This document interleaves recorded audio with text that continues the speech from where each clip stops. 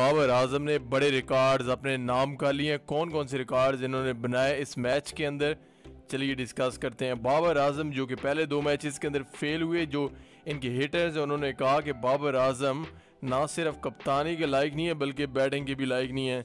सो आज इन्होंने बताया कि जो क्लास होती है वो परमानेंट होती है, फॉर्म टेम्परेरी होती है। फॉर्म 1-2 मैचेस के लिए आप अपसेट हो सकती है, ऊपर नीचे जा सकती है, मगर क्लास अगर आपके पास है बाबर आजम जैसी, तो फिर आप पूरी दुनिया पे राज कर सकते हैं, आप हमेशा किंग रहेंगे।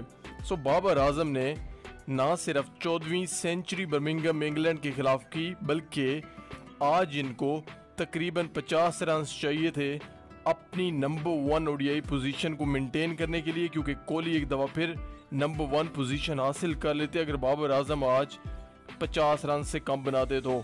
सो इन्होंने ना सिर्फ वो रिकॉर्ड अबूर किया बल्कि अब ये नंबर 1 रहेंगे ओडीआई रैंकिंग में।